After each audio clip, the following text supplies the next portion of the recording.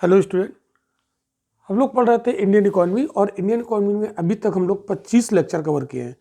25वें lecture में हमने आपको पढ़ाया था बैलेंस ऑफ पेमेंट।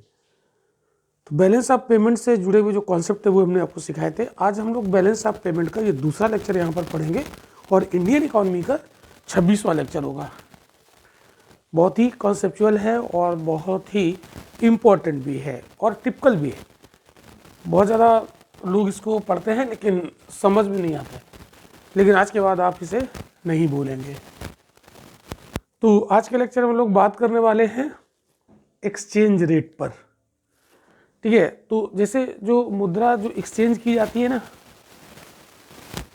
ठीक है, डॉलर रुपया ये एक्सचेंज करते रहते हैं। जैसे हम लोग सुनते हैं कि $1 बराबर 70 रुपये, है ना। कभी कभी आप देखते हो कि $1 बराबर 65 रुपये। ये सब ऐसे क्यों होता है? ये जो एक्सचेंज का रेट है ये बदल कैसे गया, इसे डिसाइड कौन करता है? ये चीज़ें चूँकि हम लोग इंटरनेशनल ट्रेड करते हैं ना, इंटरनेशनल ट्रेड,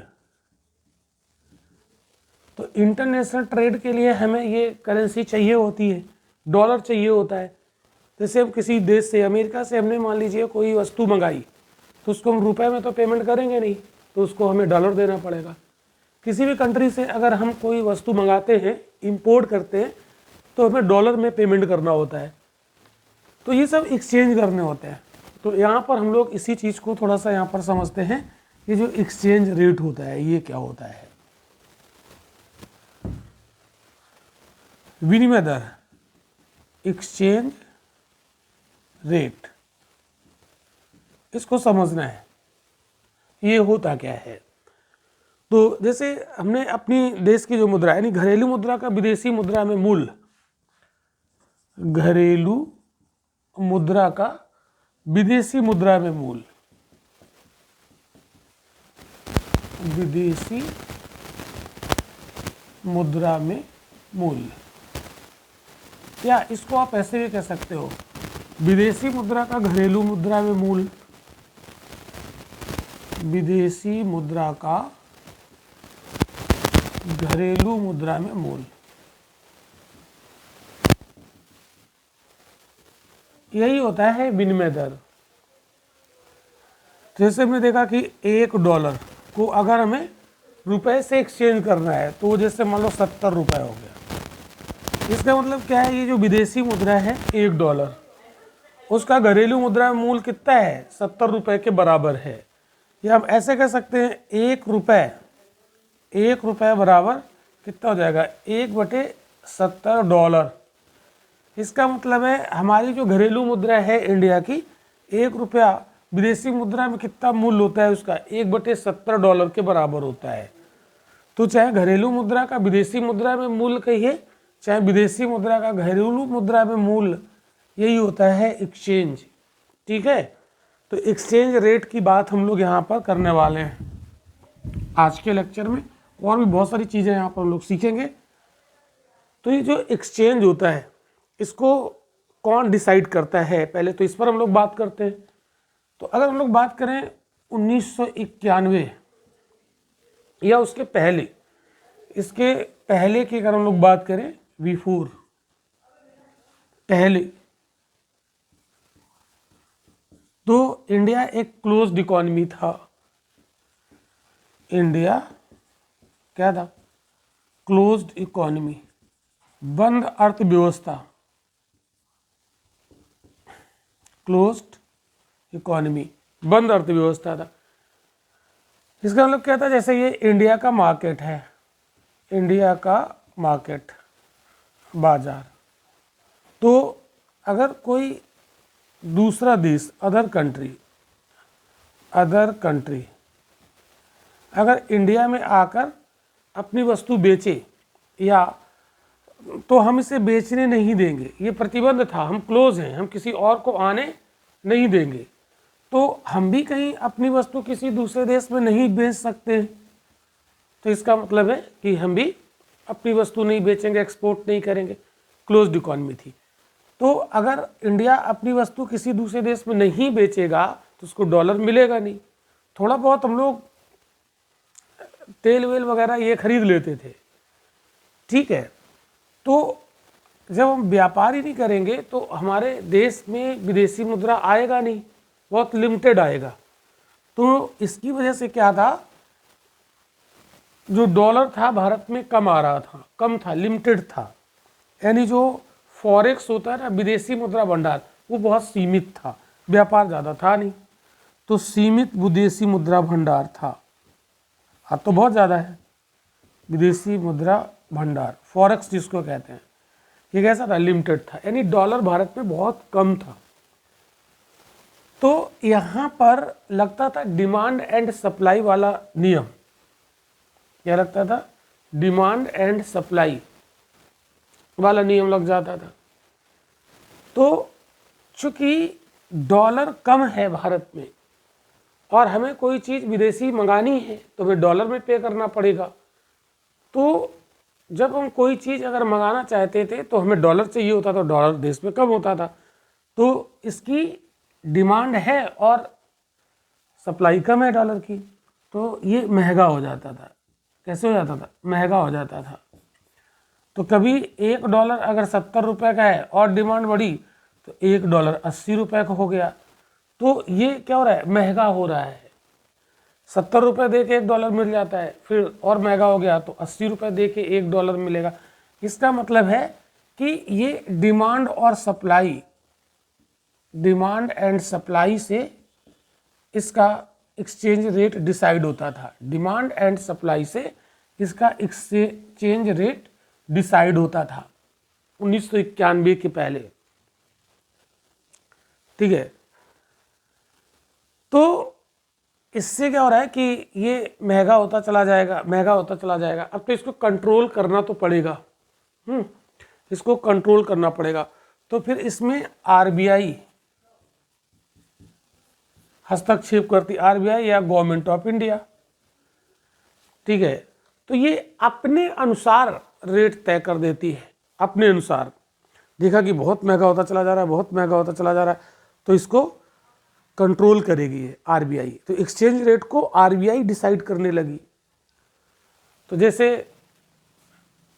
$1 बराबर 80 रुपये, जैसे मैंने एग्जाम्पल लिया, तो अगर हमारे पास $4 हैं या $5 हैं मेरे पास, तो हमें कितने मिल जाएंगे, 400 रुपये मिल जाएंगे, 400 रुपये मिल जाएंगे, ठीक है।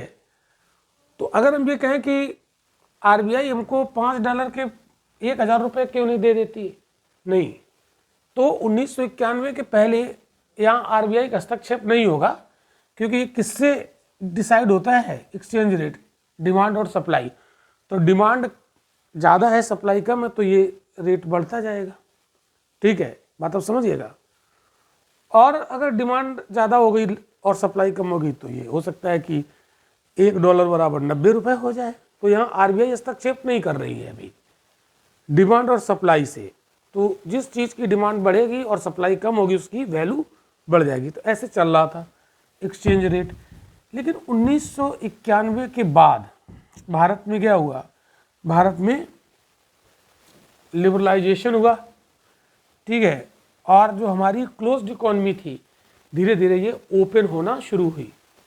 और ओपन होना शुरू हुई तो भारत अपनी वस्तुओं को दूसरे देशों में बेचने लगा, तो उससे डॉलर आना शुरू हुआ और डॉलर की सप्लाई भारत में बढ़ने लगी। और जब सप्लाई बढ़ने लगी तो डॉलर की उपलब्धता खूब हो गई, तो उससे क्या हुआ, सस्ता हुआ डॉलर, ठीक है। तो ये चीज़ें यहाँ पर चल रही थी। लेकिन अगर हम लोग बैलेंस ऑफ पेमेंट की बात करें तो आपको ने समझाया था कि बैलेंस ऑफ पेमेंट में 2 अकाउंट होते हैं, 2 अकाउंट होते हैं। इस चीज़ को यहाँ पर समझना पड़ेगा। बैलेंस ऑफ पेमेंट में 2 प्रकार के अकाउंट हमने आपको पिछले क्लास में पढ़ाए थे। एक होता है करंट अकाउंट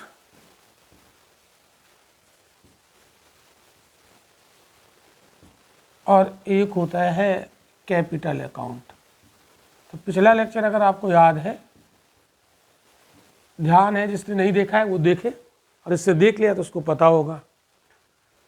तो करंट अकाउंट में जो ट्रेड होता है, हम वस्तुएं बेचते हैं दूसरे देश को और हम उससे डॉलर ले लेते हैं, ठीक है, या वस्तुएं हम मंगाते हैं तो हमसे डॉलर पे कर देते हैं, तो ये करंट अकाउंट है। तो करंट अकाउंट में हमें डॉलर, मतलब ये जो हमें ट्रेड करना है ना, तो उसमें हमें डॉलर चाहिए, डॉलर की आवश्यकता होती है, डॉलर की आवश्यकता, ठीक है। तो ट्रेड करने के लिए हमें चाहे डॉलर की जरूरत हो, जितना भी डॉलर आए भारत में, ठीक है, ट्रेड से एक्सपोर्ट किया, बहुत सारा डॉलर आया, लेकिन भारत में तो डॉलर नहीं चलता है ना, तो आरबीआई क्या करेगी, डॉलर रख लेगी और हमें रुपए दे देगी, ठीक है। तो जैसे $100 आ गया, ठीक है, भारत में, तो हमारे पास जैसे $100 है, तो $100, तो डॉलर तो भारत में नहीं चलेगा ना। अब डॉलर से सब्जी थोड़ी ना खरीदने जाएंगे कोई चीज़, भारत तो रुपया ही चलेगा। तो आरबीआई को हम $100 दे देंगे और आरबीआई हमें कन्वर्ट करके, आरबीआई क्या करेगी, कन्वर्ट कर देगी किसमें, इसको इंडियन करेंसी में। तो अगर $1 बराबर 70 रुपये है तो $100 बराबर हो गया 7,000, तो हमें 7,000 रुपया आरबीआई दे देगी, ठीक है। तो ये जो यहाँ पर करंट अकाउंट में, जैसे हमने बताया कि यहाँ पर $1 बराबर 70 रुपया, तो इसको किसने डिसाइड किया, $1 बराबर 70 रुपये डिसाइड किसने किया, ये एक्सचेंज रेट। तो ये डिसाइड हो रही है डिमांड एंड सप्लाई के नियम से, डिमांड एंड सप्लाई के नियम से। अब अगर मान लो कि भारत में डॉलर कम हो गया तो इसकी डिमांड बढ़ जाएगी, तो ये हो सकता है कि $1 70 की बजाय 80 हो जाए, 90 हो जाए, 100 भी हो सकता है। तो ये यहाँ पर जो करंट अकाउंट में जो ट्रेड होता है, तो हमारे पास जितना भी डॉलर आए उसको आरबीआई कन्वर्ट कर देगी किसमें, रुपए में। जितना रेट चल रहा होगा उसी के अनुसार हमें रुपया दे देगी। और ये रेट कैसे डिसाइड होगा, डिमांड और सप्लाई से। इतनी बात समझ में आई, ठीक है। लेकिन हम लोग अगर यहाँ पर देखें कैपिटल अकाउंट में, इस अकाउंट पे आते हैं, कैपिटल अकाउंट की बात हम लोग करते हैं। कहने मतलब ये कि करंट अकाउंट में जो रुपया हमारे पास डॉलर आता है उसको मार्केट की जो शक्तियाँ होती हैं, डिमांड एंड सप्लाई, उसके आधार पर एक्सचेंज रेट डिसाइड कर लिया जाता है, ठीक है। और उतने डॉलर हमें रुपए में बदल के हमें मिल जाते हैं, क्लियर।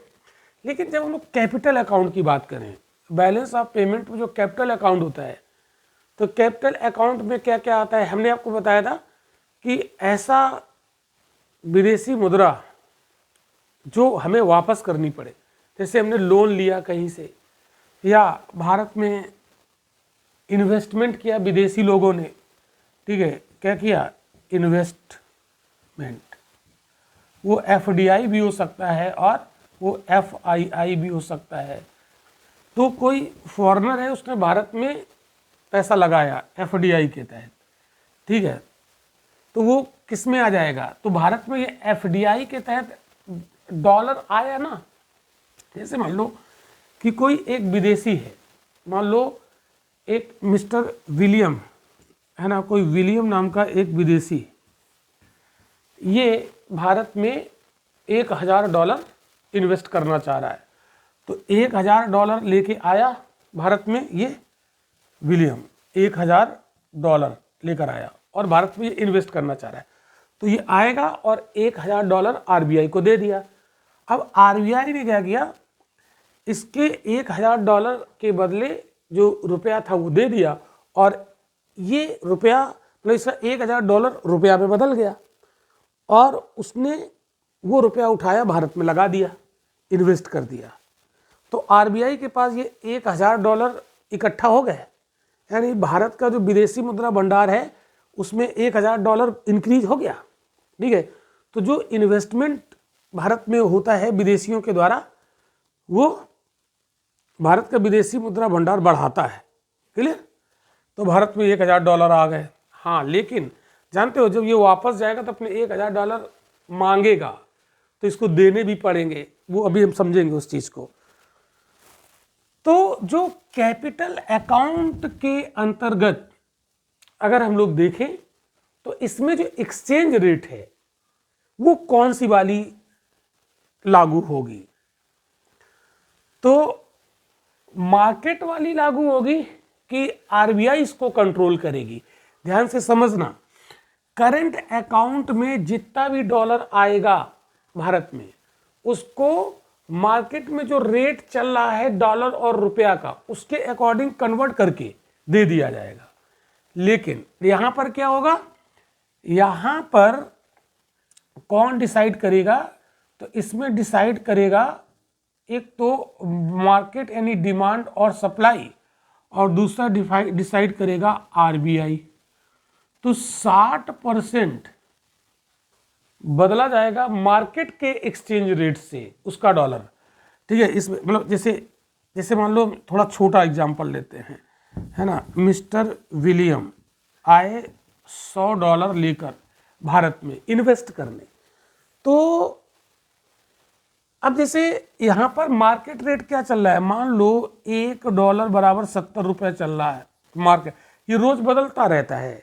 अगर डॉलर भारत में ज़्यादा हो गया तो ये थोड़ा रेट कम हो जाएगा एक्सचेंज, और डॉलर अगर कम हो गया तो एक्सचेंज रेट बढ़ जाएगा। तो ये डिमांड और सप्लाई से संचालित हो रहा है। मैं आपको ये समझाना चाह रहा हूँ, डिमांड एंड सप्लाई से संचालित हो रहा है। ठीक है? ये घटता बढ़ता रहता है। ठीक है? तो मिस्टर विलियम जब यहाँ पर $100 लेकर आए भारत में इन्वेस्ट करने, तो जब आरबीआई के पास गए और आरबीआई से कहा कि हम $100 भारत में लगाना चाहते हैं, तो आरबीआई को क्या चाहिए कि $100, $1 में 70 चल रहा है रुपया, तो $100 का ये 7000 इसको दे दे, कन्वर्ट कर दे, और ये 7000 रुपया भारत में लगा दे। लेकिन ऐसा नहीं होगा। कैपिटल अकाउंट में जो एक्सचेंज रेट होती है वो 60% डिसाइड होती है मार्केट के द्वारा, और 40% डिसाइड होती है आरबीआई या गवर्नमेंट ऑफ इंडिया के द्वारा। ठीक है? तो इसके लिए एक सिस्टम आया था जिसको कहते हैं लर्म्स, LERMS। तो लर्म्स सिस्टम यहां पर काम करता है, liberalised exchange rate management system. क्या बोलते हैं? Liberalised exchange rate management system. तो अब मेरी बात यहां पर ध्यान से सुनो कि जो $100 लेकर आया था उसमें $60 कन्वर्ट कर दिए जाएंगे 70 रुपए के हिसाब से जो मार्केट में चल रहा है। ठीक है? तो 70 रुपए के हिसाब से इसको कन्वर्ट कर दिए जाएंगे। तो 60 × 70, तो ये कितने हो गए? 4200 रुपया बन गए। ठीक है? अब जो 40% यानी $40, ये मार्केट रेट जो एक्सचेंज रेट चल रही है उसके अनुसार इसको कन्वर्ट नहीं किया जाएगा। किसके अनुसार कन्वर्ट? ये आरबीआई खुद सोचेगी। आरबीआई कहेगी जो 40 तुम्हारे डॉलर हैं, इसका हम $1 का 20 रुपये देंगे, ये हम डिसाइड करेंगे अपने मन से। तो इसको 20 रुपये दिया $1 का, तो $40 का तो कितना हो गया? ये हो गया 800। ठीक है? तो अब आप देखो इसका जो $100 था भारत में कितने रुपया बना? 4200 और 800, तो ये 5000 बना। कितना बना? हाँ, 5000 रुपया बना।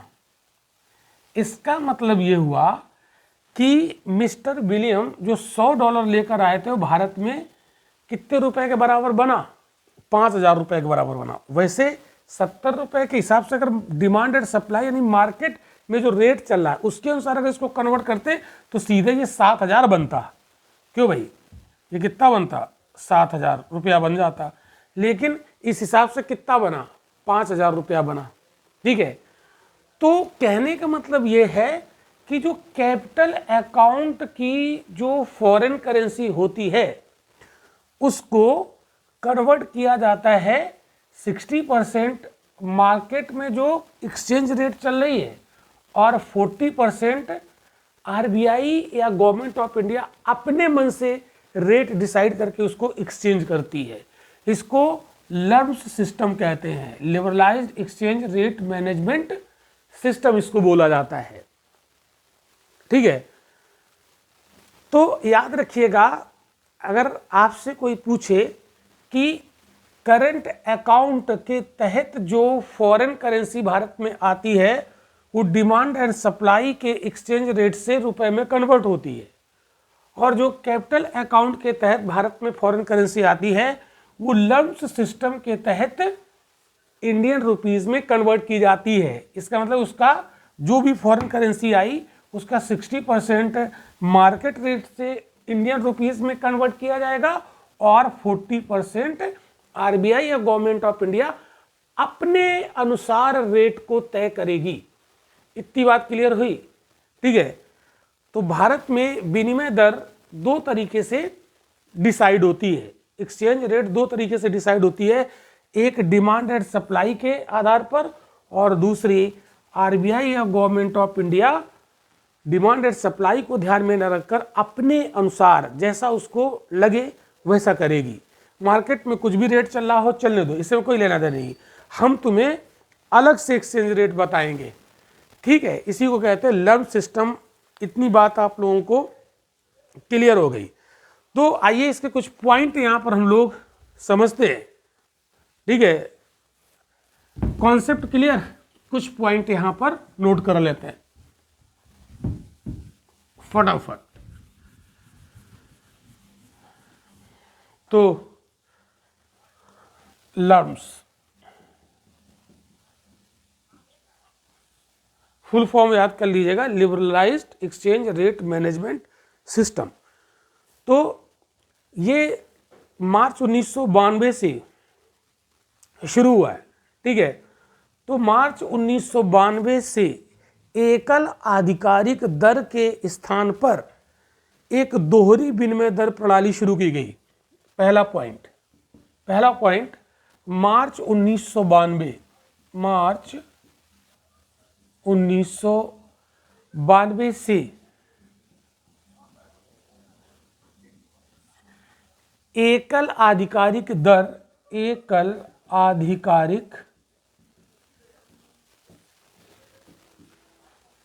एकल आधिकारिक दर के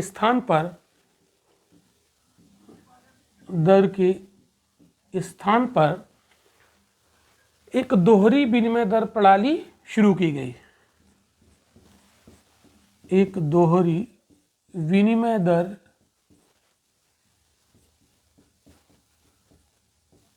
प्रणाली शुरू की गई। ठीक है, तो introduced from March 1992 are dual exchange rate system in the place of a single official rate। इसको इंग्लिश में आप लिख सकते हो। तो पहले क्या था, एकल आधिकारिक दर था एक्सचेंज रेट में, सिर्फ मार्केट में जो चल रहा है रेट उसके अनुसार एक्सचेंज किया जाएगा। लेकिन मार्च 1992 से एकल के स्थान पर दोहरी विनिमय दर प्रणाली शुरू हुई। मतलब वही जो हमने आपको बताया है ना, 60% मार्केट में जो चल रहा है उस रेट से एक्सचेंज किया जाएगा डॉलर को इंडियन रुपीस में, और 40% आरबीआई अपने अनुसार रेट से एक्सचेंज करेगा। तो दोहरी एक्सचेंज रेट शुरू हुआ, ड्यूल एक्सचेंज रेट सिस्टम शुरू हुआ। लर्म में यही बताया गया है। तो ये पॉइंट याद रखिएगा, ये कंसीडर द फॉलोइंग स्टेटमेंट में क्वेश्चन बनेगा। ठीक है, ये बात आपको समझ में आ गई? ठीक है, चलो अब इसमें हम लोग दूसरा पॉइंट, सरकारी और निजी चुनिंदा लेन देन के लिए एक आधिकारिक दर और अन्य के लिए बाजार निर्धारित दर होती है। ठीक है, तो इतनी बात आपको क्लियर हुई। अब हम लोग चलते हैं और आगे। और समझते हैं। ठीक है, तो डिमांड एंड सप्लाई वाला आप समझ चुके हैं। अब एक चीज़ यहाँ पर हमें और समझना है, एक चीज़ यहाँ पर समझना है कि जो मुद्रा की परिवर्तनीयता है, करेंसी कन्वर्टिबिलिटी, ठीक है, ये तो हो गया। लम्स में इतनी बात आपको याद रखनी है।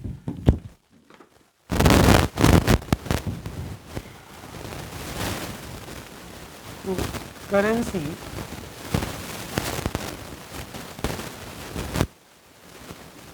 कन्वर्टिबिलिटी, ठीक है, मुद्रा की परिवर्तनीयता,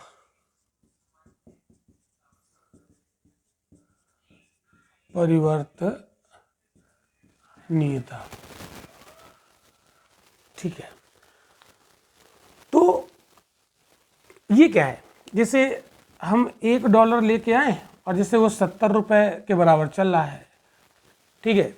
तो अगर हमारे पास $1000 है, $1000, तो ये कितना हो गया, 1000 × 70, तो ये हो गया आपका 70,000। तो $1000 हमारे पास है, तो वो 70,000 रुपये के बराबर हो जाएगा। ठीक है, आरबीआई के पास जाओ, $1000 दो, 70,000 रुपये वो दे देगी। ठीक है, आपके पास $2000 हैं, कितने भी डॉलर हों, आरबीआई आपको कन्वर्ट करके दे दे। ठीक है, तो इसको कहेंगे फुल परिवर्तनीयता। ठीक है, यानी फुल कन्वर्टिबिलिटी। क्लियर, इतनी बात समझ में आई। तो परिवर्तन रुपए का मतलब जो मुद्रा का परिवर्तनीयता है वो क्या है कि एक देश की मुद्रा को दूसरे देश की मुद्रा में बदल देना, पूरा बदल देना, है ना, किसी भी उद्देश्य से, कोई चीज़ खरीदने के उद्देश्य से या इन्वेस्टमेंट के उद्देश्य से, कोई भी उद्देश्य हो सकता है। तो परिवर्तनीयता का मतलब समझ में आ गया। ठीक है, अब परिवर्तनीयता कितने प्रकार की हो सकती है, सुनो समझो जरा। जो कन्वर्टिबिलिटी है वो कितने प्रकार की हो सकती है, तो देखो, एक तो हमने देखा फुल कन्वर्टिबिलिटी हो सकती है, पूरी तरह से परिवर्तनीय मुद्रा, पूरी तरह से परिवर्तनीय मुद्रा हो सकती है, जिसको हम कहते हैं फुल कन्वर्टिबिलिटी। दूसरा, आंशिक भी हो सकता है, आंशिक रूप से परिवर्तनीय मुद्रा, आंशिक रूप से परिवर्तनीय मुद्रा। ठीक है, और तीसरा होता है अपरिवर्तनीय मुद्रा, नॉन कन्वर्टिबल करेंसी, अपरिवर्तनीय मुद्रा। ठीक है, ये मतलब है 3 प्रकार का परिवर्तनीयता होता है, कन्वर्टिबिलिटी होती है। तो जैसे अभी हमने एग्जांपल दिया कि आपका जितना भी डॉलर हो आरबीआई को दो और वो इंडियन रुपीस में बदल के आपको दे दे मार्केट रेट पर। ठीक है, तो वो हो गया फुल कन्वर्टिबिलिटी, है ना। उसमें कोई भी लिमिटेशन नहीं है कि $1000 बदलेंगे, 1000 के ऊपर वाले हम नहीं बदलेंगे, ऐसा कुछ नहीं है। तो वो बोलेंगे कोई सीमा नहीं, जितना चाहो उतना उसको एक्सचेंज कर लो, परिवर्तित कर लो डॉलर को इंडियन रुपीस में। आंशिक रूप से परिवर्तनीय मुद्रा में क्या हो जाएगा, इसमें जैसे हमने आपको एग्जांपल दिया था अभी कैपिटल अकाउंट वाले में, जैसे मैंने कहा वहाँ लम्स लागू होता है, लम्स लागू होता है ना। तो क्या कहता है लम्स, 60% बदलेंगे मार्केट रेट पर और 40% हम आरबीआई कहेगी हम अपना रेट बताएंगे उसके अकॉर्डिंग। तो ये फुल कन्वर्टिबिलिटी नहीं है, तो उसको क्या बोलेंगे, आंशिक रूप से परिवर्तनीय मुद्रा।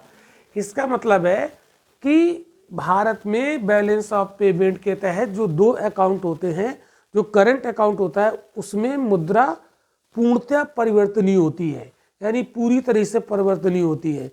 लेकिन जो कैपिटल अकाउंट वाला करेंसी विदेशी मुद्रा होती है वो लम्स के तहत कन्वर्ट की जाती है, मतलब 60% मार्केट रेट से कन्वर्ट की जाती है और 40% आरबीआई अपना रेट बना के कन्वर्ट करती है। इसका मतलब वो कैसा है, पार्शियल है ना, पार्शियली कन्वर्टिबिलिटी होती है। तो भारत में निष्कर्ष क्या निकला, पॉइंट आप नोट कर सकते हैं, करंट अकाउंट की जो मुद्रा है वो पूर्णतया परिवर्तनीय है, लेकिन जो कैपिटल अकाउंट की मुद्रा है वो आंशिक रूप से परिवर्तनीय है, पार्शियल कन्वर्टिबिलिटी होती है उसमें, ठीक है, यानी पार्शियली कन्वर्टिबल करेंसी होती है कौन सी, कैपिटल अकाउंट वाली। इतनी बात क्लियर हुई। अब देखो, अब यहाँ पर मुद्दा ये उठता है कि भाई जो दो अकाउंट हैं बीओपी में, एक होता है करंट अकाउंट और एक होता है कैपिटल अकाउंट, कैपिटल अकाउंट, ठीक है। तो यहाँ पर मुद्रा कैसी है, फुल्ली कन्वर्टिबल करेंसी है, फुल्ली कन्वर्टिबल करेंसी होती है, लेकिन यहाँ पर पार्शियली होती है,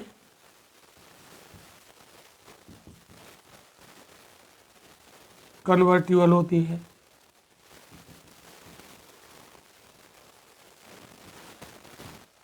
ठीक है, ये पार्शियली होती है। तो यहां पर भी फुल्ली कन्वर्टिबल करेंसी इसको क्यों नहीं बनाया गया, ये यहां पर क्वेश्चन है, ऐसा क्यों नहीं किया गया। आइए इसी चीज को समझते हैं। तो इसको, मेरा क्वेश्चन समझ रहे हो, इस कैपिटल अकाउंट की जो मुद्रा है उसको पार्शियली कन्वर्टिबल करेंसी क्यों रखा गया, फुल्ली कन्वर्टिबल करेंसी क्यों नहीं रखा गया, ये बात यहां पर समझना है। देखो, अब इसका जवाब मिल जाएगा। बात हुई थी कि इसको फुल्ली कन्वर्टिबल बनाया जाए, ठीक है। तो फुल्ली कन्वर्टिबल से फायदे क्या हैं और उसके नुकसान क्या हैं, ठीक है। आज की डेट में कैपिटल अकाउंट की जो मुद्रा है वो पार्शियली कन्वर्टिबल करेंसी है, ठीक है। तो फुल्ली कन्वर्टिबल से क्या फायदा होगा, इसको समझो जरा। देखो, जब इसे हम कैपिटल अकाउंट पर जो फॉरेन करेंसी होती है उसको अगर हम फुल्ली कन्वर्टिबल बनाएं तो उससे क्या होगा, उसका परिणाम क्या होगा, एफडीआई, भारत में इन्वेस्टमेंट बढ़ेगा, एफडीआई आएगा, एफआईआई आएगा, ठीक है, यानी निवेश बढ़ेगा, निवेश बढ़ेगा।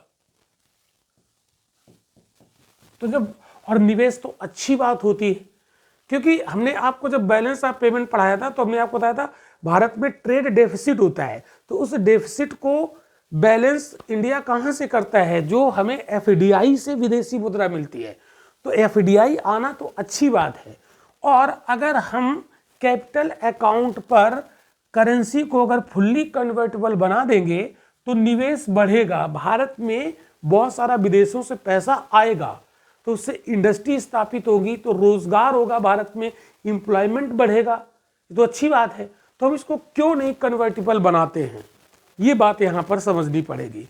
इसको हम क्यों कन्वर्टिबल नहीं बनाते हैं, ये बात यहाँ पर हमें समझना चाहिए, ठीक है। आइए इसी को हम लोग यहाँ पर समझने का प्रयास करते हैं। चलो देखो, जैसे एक एग्जाम्पल लेते हैं कि एक कोई विदेशी व्यक्ति है, जो हमने आपको बताया था मिस्टर विलियम, एक नाम हमने लिया था, तो मिस्टर विलियम भारत में आए और 1 बिलियन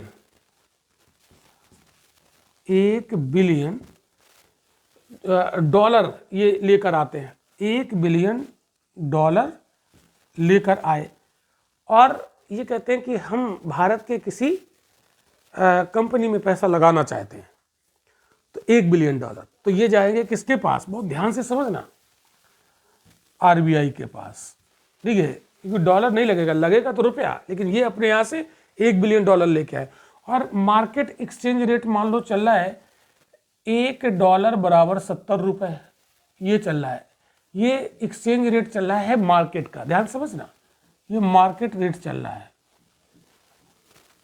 तो ये मिस्टर विलियम आएंगे, एक कंपनी है भारत में जिस कोई ए है और उसमें ये पैसा लगाना चाह रहे हैं, कितना, $1 बिलियन। तो आरबीआई के पास जाएंगे, आरबीआई से कहेंगे कि आप पकड़ो ये $1 बिलियन और हमें दे दो रुपए। $1 के बराबर जो 70 रुपए रेट चल रहा है, कन्वर्ट कर लो कितने बनेंगे, तो $1 बिलियन में बनेंगे 77 बिलियन रुपए।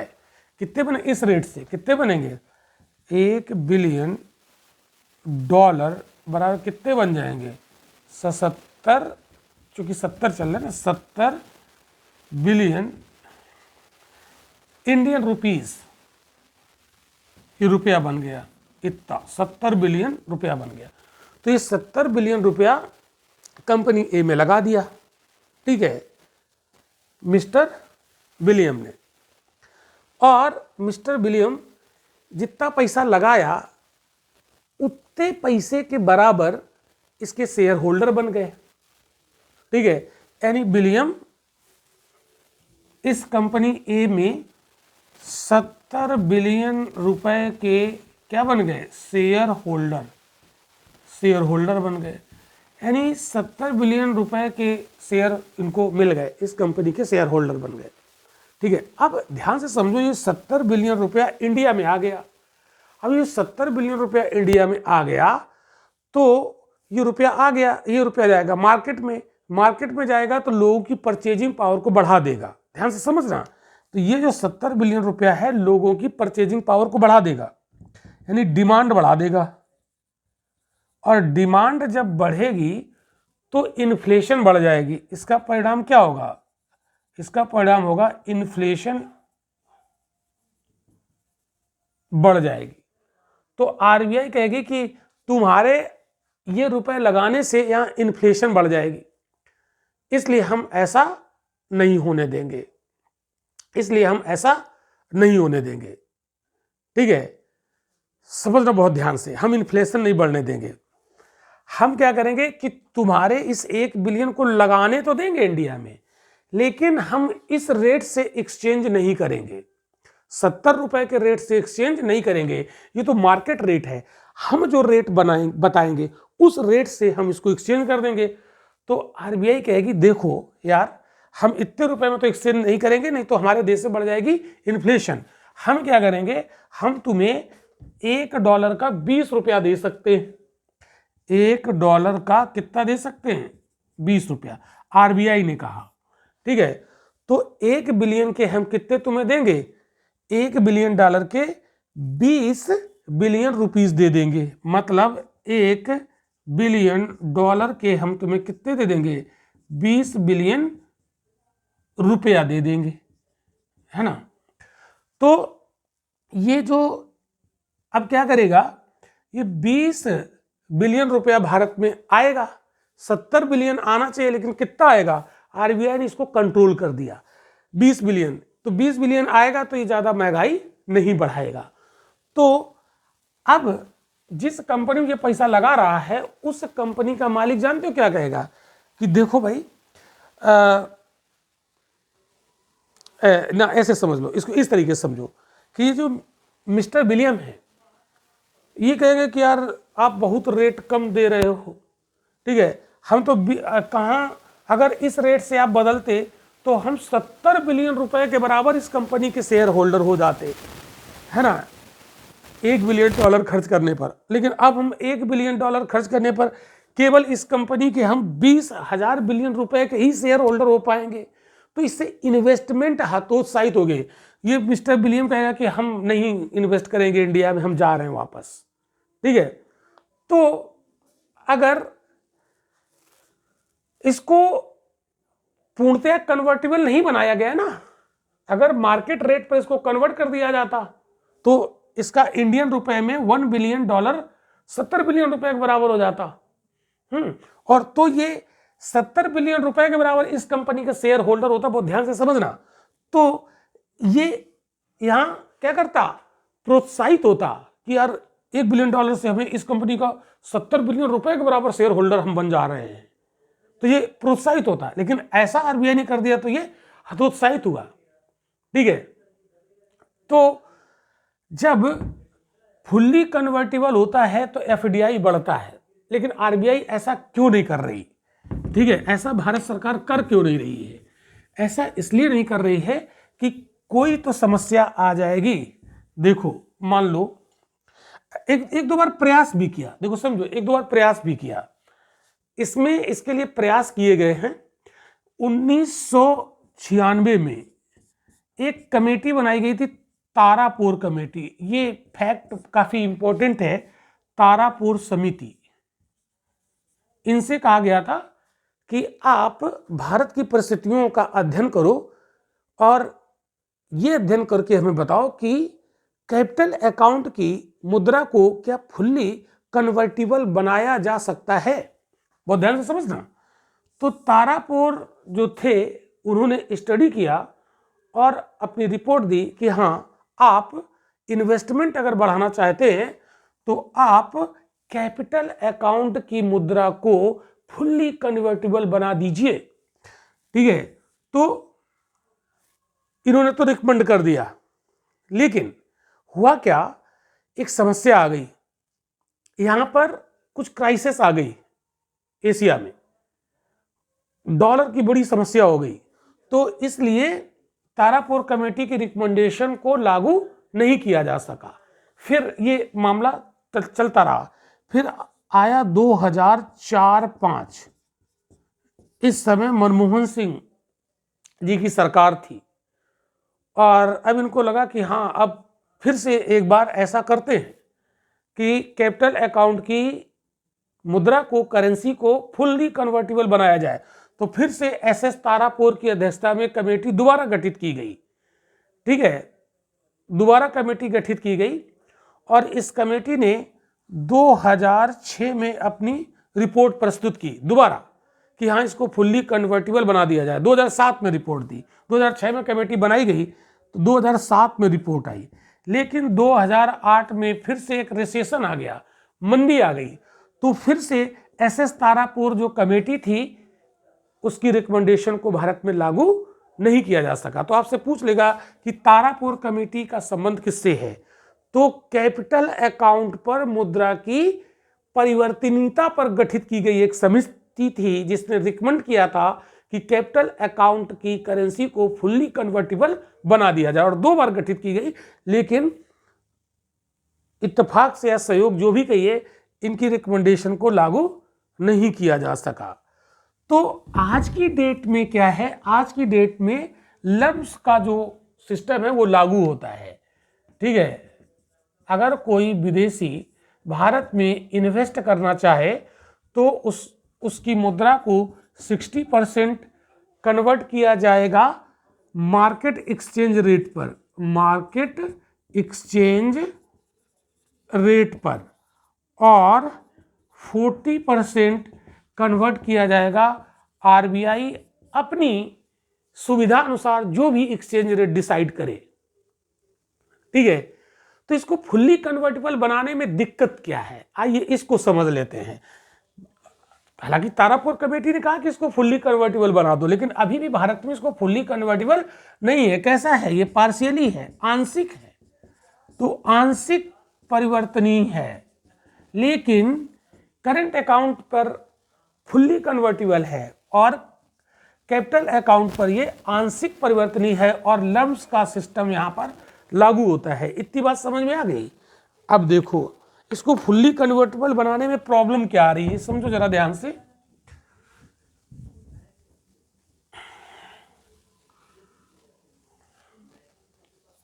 जैसे मान लो कि 100 रुपए, $100 लेकर आया कोई, छोटा सा एग्जाम्पल, वही मिस्टर विलियम $100 लेकर आए और आरबीआई से कहा कि देखो, ये हम आपके यहाँ इन्वेस्ट करना चाह रहे हैं। तो अगर ये फुल्ली कन्वर्टेबल होता, कोई सीमा नहीं होती, तो अगर $1 बराबर 70 रुपये चल रहा है तो इसी रेट से इसको कन्वर्ट कर दिया जाता। तो ये कितना बन जाता? ये बन जाता 7,000 रुपये। ठीक है, लगा दो भैया, 7,000 बन गया तुम्हारा। तुम $100 लेकर आए थे, 7,000 रुपया बन गया, लगा दो, कन्वर्ट कर दिया हमने पूरा।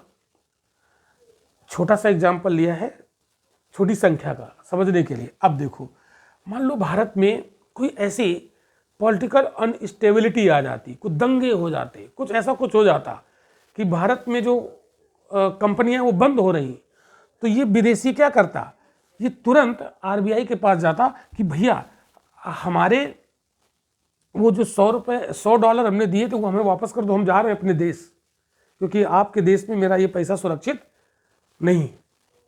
ठीक है, तो आरबीआई क्या कहती कि ठीक है, तुम $7,000 रुपये हमें दे दो, हम तुम्हें $100 दे देंगे, तुम जाओ।